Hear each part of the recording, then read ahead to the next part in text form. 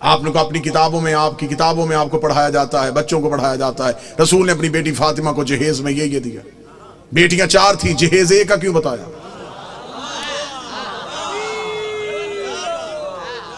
اچھا جو میرے سنی بھائی بیٹھے ہوں مجھے بول کے بتا دینا، اگر بیٹیاں 4 ہیں تو باقی بیٹیوں کی اولاد کہاں ہیں؟ آج کسی بسم اللہ الرحمن الرحیم۔ جیسا کہ پچھلے کلپ میں نے ایک موصوف کو جواب دیا تھا، اس کا یہ کہنا تھا کہ نبی پاک علیہ السلام کی 4 بیٹیاں نہیں، ایک ہی بیٹی ہے اور اس کا نام حضرت سیدۃ النساء حضرت فاطمہ الزہرا رضی اللہ تعالی عنہا ہیں۔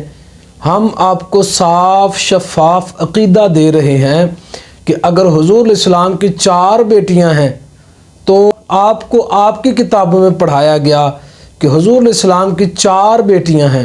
اگر 4 بیٹیاں ہیں تو آپ کو آپ ہی کی کتابوں میں پڑھایا گیا ہے کہ حضرت فاطمہ الزہرا رضی اللہ تعالی عنہا کو اللہ کے محبوب علیہ السلام نے یہ جہیز عطا فرمایا، تو باقی 3 کا تذکرہ کہاں گیا؟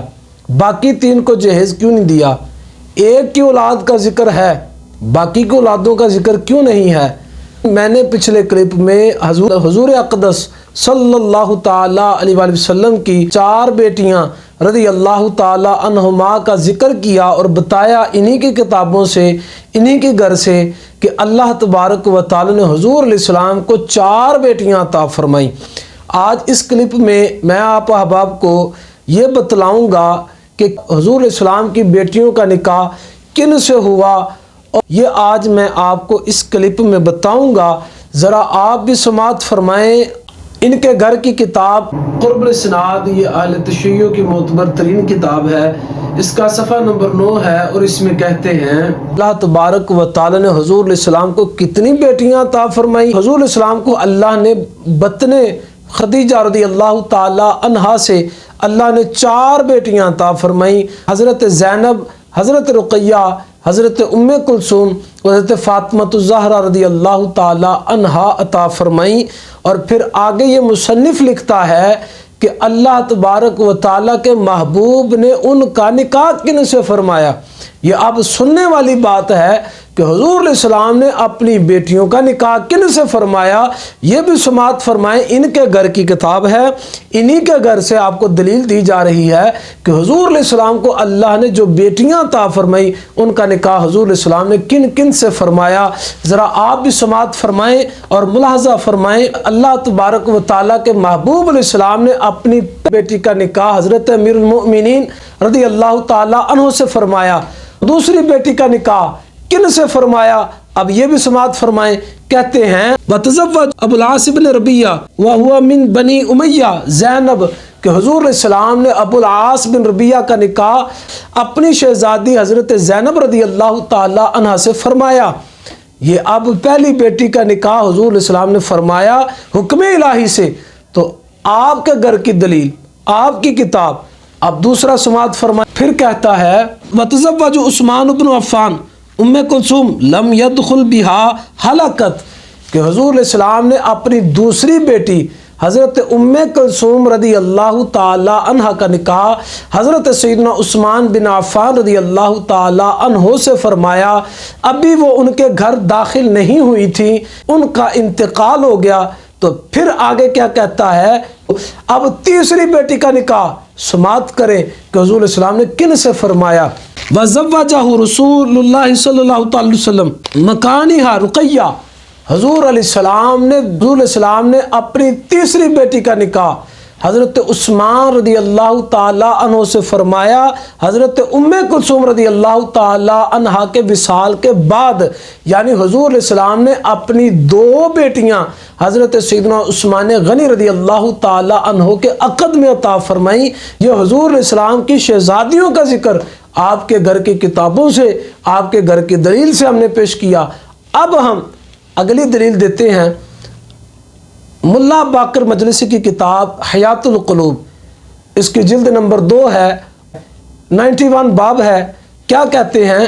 کہتا ہے کہ جناب فاطمہ رضی اللہ تعالی عنہا کا نکاح امیر المؤمنین سے حضرت زینب رضی اللہ تعالی عنہا کو ابو العاص بن ربیعہ سے تزویج فرمایا جو بنو امیہ سے تھا، اور ام کلثوم کا نکاح حضرت عثمان بن عفان سے کیا، وہ قبل اس کے کہ ان کے گھر جائیں رحمت الہی سے واصل ہو گئیں۔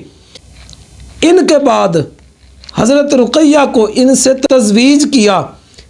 اب یہ دوسری دلیل ہے جس میں کہتا ہے کہ حضور علیہ السلام پہلی بیٹی کا نکاح حضرت ابو العاص بن ربیعہ سے کیا، اور دوسری بیٹی کا نکاح حضرت عثمان غنی رضی اللہ تعالی عنہ سے کیا، تو پھر آپ کا نکاح اپنی تیسری بیٹی حضرت رقیہ رضی اللہ تعالی عنہا سے فرمایا۔ اب آگے سماعت کرے، اب کہتا ہے اگر ہوتی تو ان کی اولاد کا ذکر ہوتا، میں کہا تم شفاف عقیدہ دے رہے ہو، تم لوگوں کو گمراہ کر رہے ہو اور حضور علیہ السلام سے بے وفائی کا درس دے رہے ہو، تمہاری تعلیمات بھی جھوٹی، تم بھی جھوٹے اور تمہاری باتیں بھی جھوٹی۔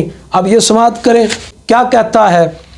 دوسری بیٹی جن کے متعلق لوگ کہتے ہیں کہ ان کی شادی عتبہ پسر ابو لہب سے مکہ میں کی تھی، اور قبل اس کے کہ وہ اس کے گھر جائیں اس نے ان کو طلاق دے دی، پھر مدینہ میں ان کو عثمان سے تزویج کیا، ان سے عبداللہ پیدا ہوئے۔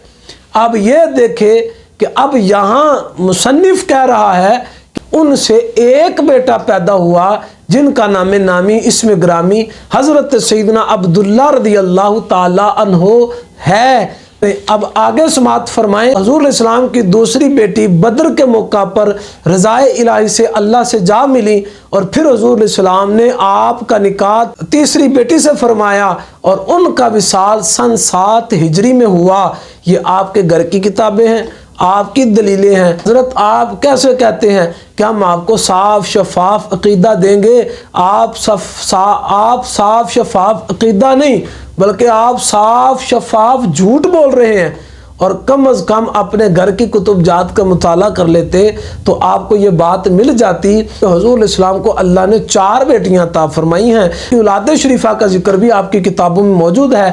یہ موصوف صرف جھوٹے ہیں، کذاب ہیں، اور ان کی کوئی بھی بات ماننے کے قابل نہیں، نہ یہ صاف عقیدہ دیتے ہیں نہ یہ شفاف عقیدہ دیتے ہیں، صاف جھوٹ بولتے ہیں، شفاف جھوٹ بولتے ہیں، جن کا کوئی پس منظر نہیں ہوتا۔ اللہ تبارک و تعالی ہمیں ان کے شر سے محفوظ فرمائے، آمین ثم آمین۔